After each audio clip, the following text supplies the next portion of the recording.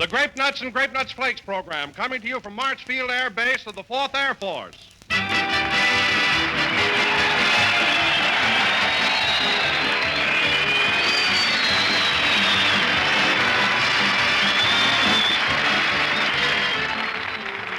Say, folks, how good are you on higher mathematics? Because I have a little problem here that's a poser.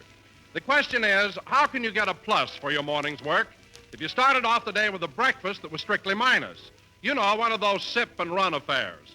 Well, with that kind of a minus for breakfast, your work will never add up to a plus. You're more apt to fold up like an accordion along about 11. Remember, in the morning, you haven't had a lick of food to eat for 10 or 12 hours. So stoke up with a good breakfast and let malty-rich Grape-Nuts or Grape-Nuts Flakes become the backbone of that good breakfast. Both of these delicious cereals will bring you all-around whole-grain nourishment. And the nutritionists say that an adequate breakfast should include a cereal with whole-grain food values. Well, that's Grape-Nuts and Grape-Nuts Flakes for you, all right, and boy, are they good. Grape-Nuts, crisp and crunchy. Grape-Nuts Flakes, tempting, toasty brown flakes. Both with that marvelously malty-rich flavor. Eat a good breakfast, do a better job. Eat Grape-Nuts or Grape-Nuts Flakes.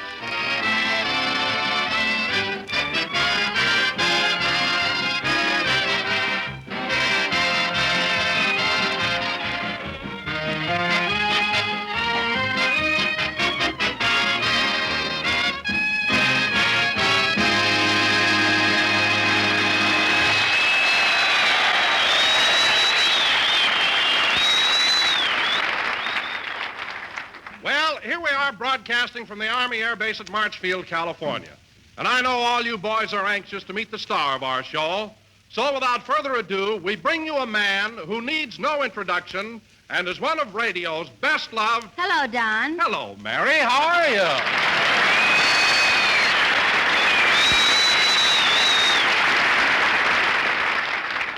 Mary, you butted in just as Don was going to introduce me. Oh, I'm sorry, Jack. That's all right. It's all right. Go ahead, Don. Okay. So without further ado, we bring you one of radio's best-loved personalities. A man who for the past 11 years has brought joy and laughter... Hey, say, Don, you made a mistake. Jackson's been on the air 12 years, not 11. Oh, that's right. Hello, Phil. Hello.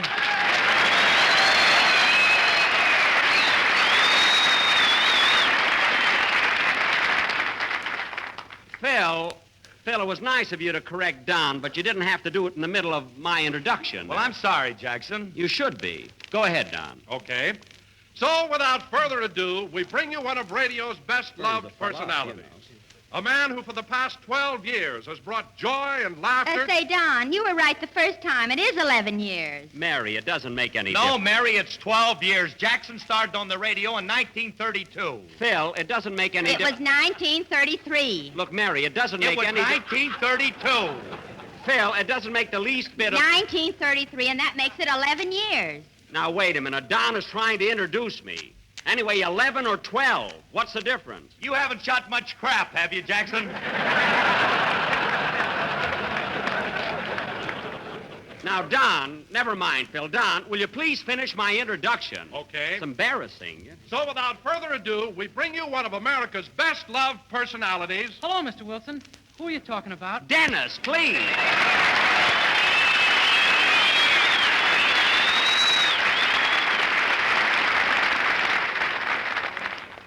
Boy, am I sweating this one out. Now, go ahead, Don. We bring you a man whose voice has been heard on the radio for the past 12 years. Gee, President Roosevelt. Dennis, you... Well, I'll be darned. You see that fellow in the 4th row? A fine way to applaud Roosevelt. Clapping 2 Wilkie buttons together. Look, Don, forget all about my introduction. Everybody keeps interrupting, and if you ask me, I think it's a put-up job. Well, to tell the truth, Jack, it was a put-up job. What? We didn't want Don to read that introduction because we have a surprise for you. A surprise? For me? Yeah. Okay, fellas, all together. Happy birthday to you. Happy birthday to you. Happy birthday, Jack Benny. Happy birthday to you. Well, gee. Gee, Gee, thanks, fellas. There you are, Jackson, you see? Yeah, tomorrow is my birthday. Gosh, and you all remembered it. How could we forget? You sold us the birthday card.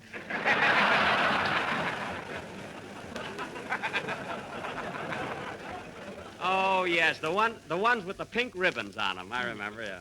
Say, that reminds me, Jackson, you owe me some change. I'll give it to you later, Phil. When I break this $5 bill. Yeah. You took the words right out of my mouth. You should open your wallet that wide.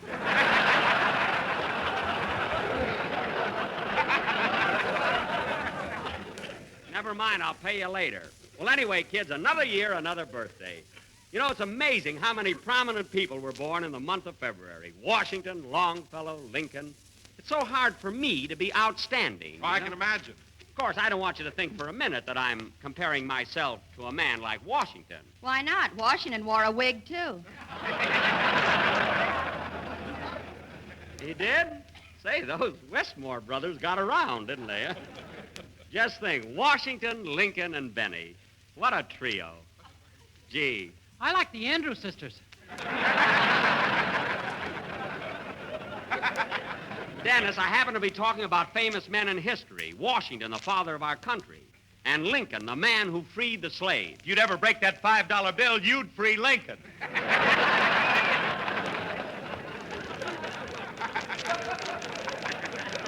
Phil, I told you not to worry. You'll get your change later.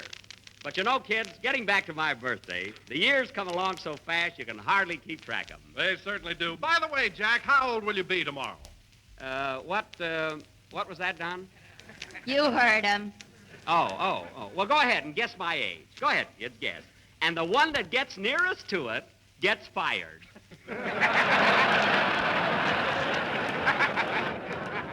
No, go ahead, kids. Go ahead, guess. 32? No. 33? No. 34? No. Are we going in the right direction?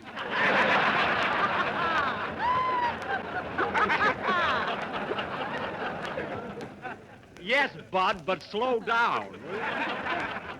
Anyway, kids, there's no use guessing. I'm not going to tell you. My age is my own business. Well, you've been in business a long time. Is that so? Well, you can't make me mad today. Well, Jack, since you've been such a good sport, the entire cast and the orchestra boys and the writers all chipped in and bought you a birthday present. A birthday present for me? Yes, and here it is. Well, I'll be darned. Just what I've always wanted. A can of K-rations. Gee, I bet you fellas envy me, huh?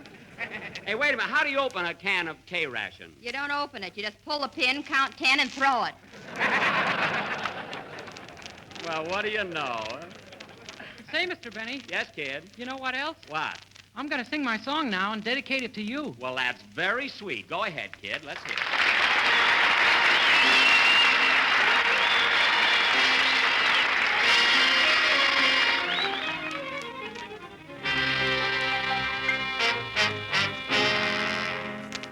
Bésame, bésame mucho. Each time I cling to your kiss, I hear music divine. Bésame mucho. Hold me, my darling, and say that you'll always be mine. This joy is something new, my arms enfolding you. Never knew this thrill before. Whoever thought I'd be holding you close to me, whispering it's you I adore. Dearest one, if you should leave me, each little dream would take wing and my life would be through.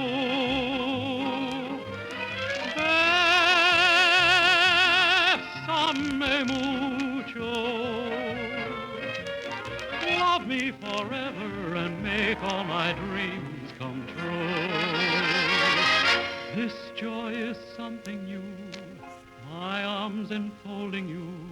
Never knew this thrill before. Whoever thought I'd be holding you close to me, whispering it's you I adore. Dearest one, if you should leave me, each little dream would take wing and my life would be through.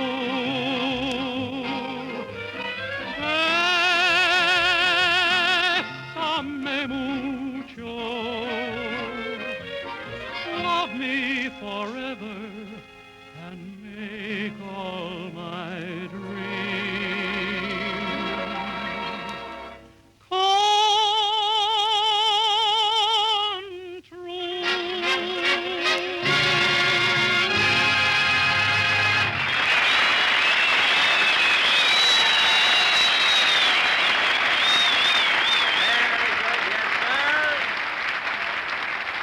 Good fellas, huh?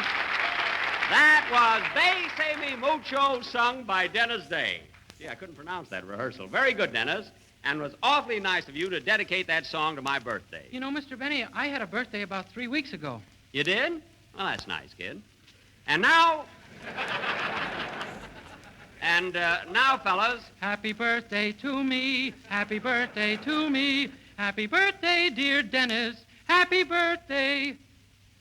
well, finish it. I forgot the rest of the words.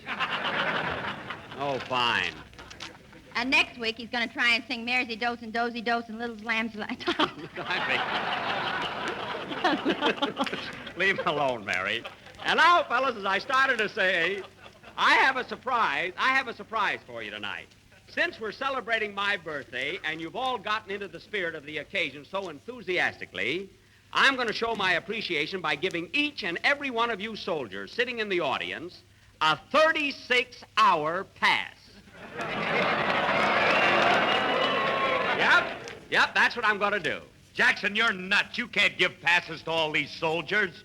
Well, maybe I did exaggerate a little, but the commanding officer here, Colonel Malin, said I could give one soldier in the audience a 36-hour pass.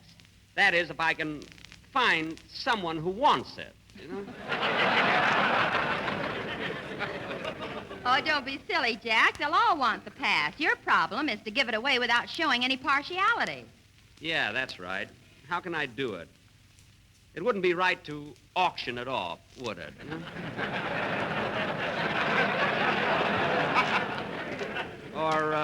Or maybe it would. Why, Jack Benny, that would be the cheapest thing you ever did. It would not. Why, I remember once 3 years ago and walked in. Oh, stop bragging.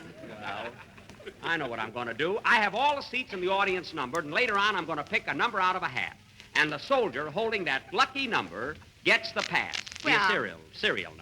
Well, congratulations, Jack. You invented a new game, GI Bingo. Yes, sir. Well, anyway, Mary, some soldier's going to get a 36-hour pass that he ordinarily wouldn't get. And to that same lucky winner, I'm going to give a box of Grape-Nuts and Grape-Nuts flakes. Don. Yes, sir. Grape-Nuts and Grape-Nuts flakes. He'll have one delicious flavor in two distinctive forms for 36 carefree hours. But, Don, he may want to go out with his girl. You know, put his arms around her and kiss her. That's my motto. Eat a good breakfast, do a better job.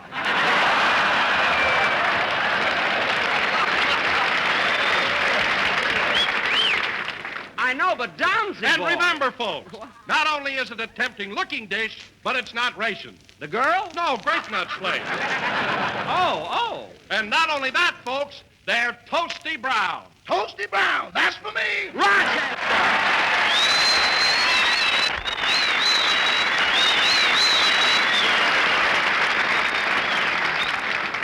Rochester, where are you? Pick up the phone. Pick up the phone.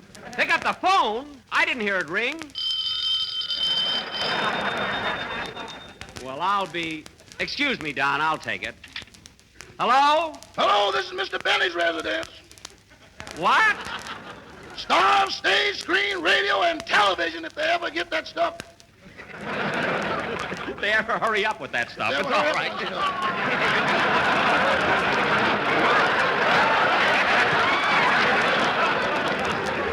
stuff.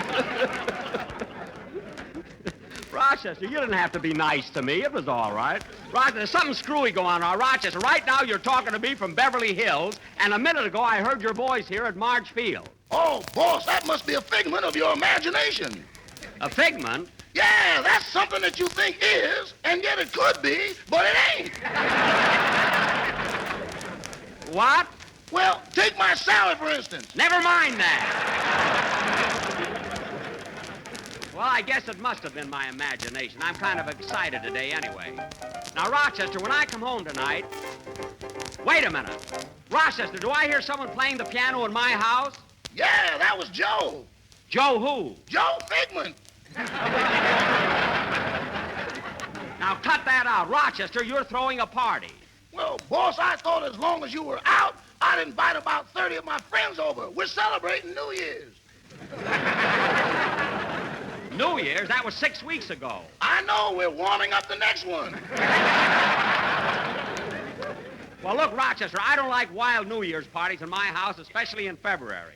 So tell your friends to go home. But, boss, you got the wrong impression about this party. All we had is 2 bottles of 7-Up. 2 bottles of 7-Up for 30 people? That's impossible. Not when you thin it out with a case of 90-proof Central Avenue tomatoes.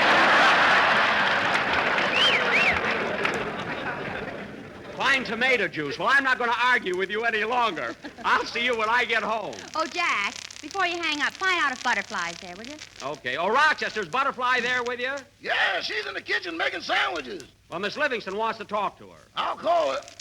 Oh, Butterfly, Yes, Uncle Rochester? you weren't on the telephone, honey. Oh, goody. I was expecting this call.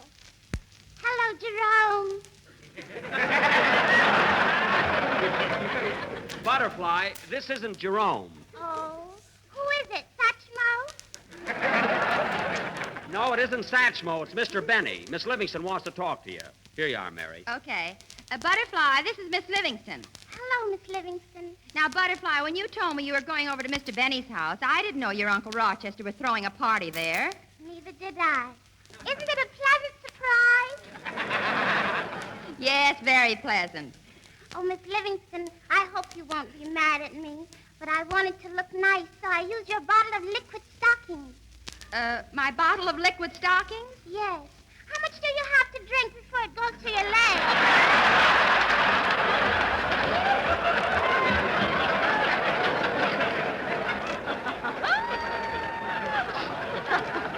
Butterfly, you're not supposed to drink that. You're supposed to put it on with your hands. Oh, I tried that. And what happened? I got a pair of gloves. Well, Butterfly, the next time you want to borrow anything, ask for it, and I'll tell you how to use it. Yes, ma'am. And another thing, Butterfly, I think you're too young to go to your Uncle Rochester's party. Oh, Miss Livingston, it's a very nice party. We were just sitting around listening to your program, but we had to stop. Why? Well, Uncle Rod on the radio, and all the tubes blew out.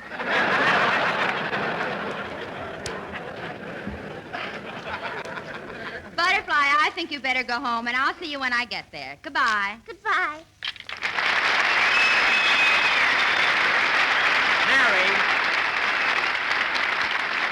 Mary, I'm glad you got off the phone because now I got a big surprise for all the boys. Oh, are you going to give out that 36-hour pass? Yes, at the end of the program, but right now I have another surprise. You know, fellas, last summer I was overseas entertaining the boys, and in our USO unit was one of the most outstanding artists that I've ever been associated with. I'm speaking of Larry Adler, the world's greatest harmonica player. And did they go for him? I'll never forget one night in Algiers. The boys were all gathered around in a circle. The moon was shining as the melodic strains of his harmonica floated out over the desert.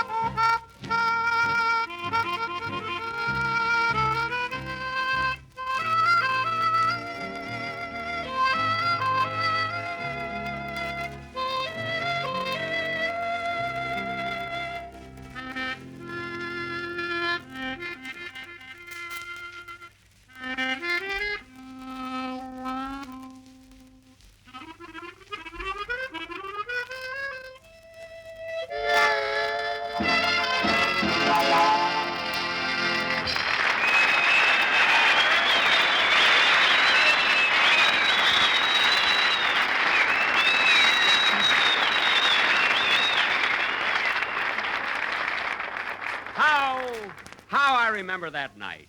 And when Larry finished his first number and the cheering died away, a hushed expectancy fell over the crowd. Remember, Larry? Yes, Jack. And there in the desert night, under the same romantic moon, the whole audience moved in closer so they wouldn't miss a note of the haunting strains of...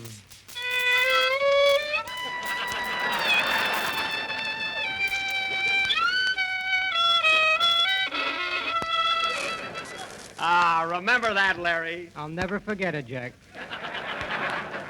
Your playing was absolutely wonderful. Oh, Larry, it was nothing. Oh, then you know. Yeah, but Larry, we sure had a wonderful time on that trip, didn't we? Yes, Jack. Remember the day we went to the bazaar in Cairo and you bought a camel? A camel. I'll never... Gee, I could just see it now. The bazaar in Cairo. Cairo, Egypt, where East meets West. Where an ancient civilization mingles with the 20th century. Cairo, the bazaar.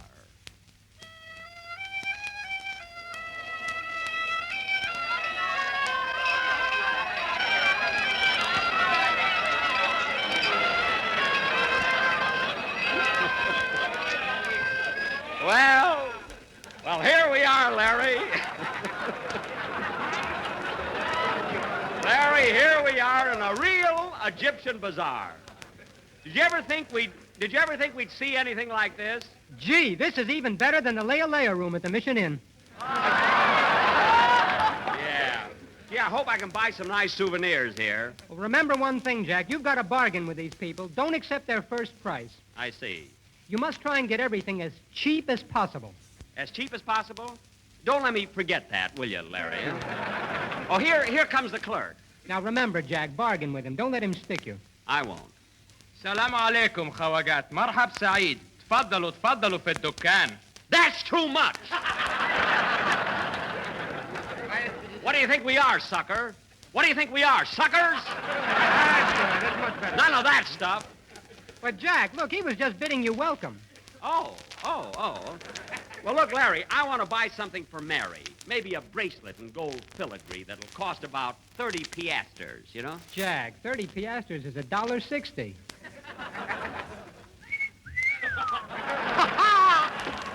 $1.60? Oh, well, it's for Mary. How often do I come to Egypt? Go ahead, Larry. You speak a little Arabic. Ask him if I can have the gold bracelet for $1.60. Okay. عندك أسرة ذهب؟ كام؟ 40 ساعة. انتوا مجانين؟ احنا مش حرامية. اطلعوا برا. What did he say, Larry? He wishes he was on your draft board. Well, let me handle this, Larry. I'll talk to him. I can. Now, look, mister. Me like 'em, buy 'em, gift 'em. If not cost 'em too much. Savvy? Oh, how interesting. An American Indian, I presume. I'm not an Indian. I got red in the face waiting for the Riverside bus.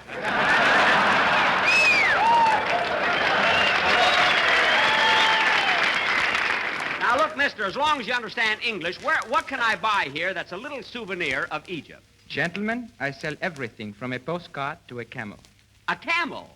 Say, that's an idea with a gas sword. Gee, what a surprise when it arrives in Hollywood. Okay, mister, I'll buy a camel. Very good, sir. Will you take one hump or two? Oh, is there a difference? Oh, certainly, sir. A one-hump camel can go 7 days without a drink, and a two-hump camel can go 21 days. Oh, really? Well, what does he keep in his second hump? Pepsi Cola. Oh, I see. Well, okay, mister, I'll take the two-hump camel and a bottle opener. Yes, sir. The camel is yours. Where shall I deliver it? At Shepherd's Hotel here in Cairo. I'll pick it up in the morning. Oh, wait a minute. Is there a charge for delivery? Oh, no, sir. Well, then send it to 360 North Camden Drive, Beverly Hills, California. Come on, Larry, let's go. Gosh, what a wonderful street this is. Larry, listen to that. That's real native music. Just the kind you were so anxious to hear. Deep in the heart of Texas. Well, what do you know? An Arab from Dallas.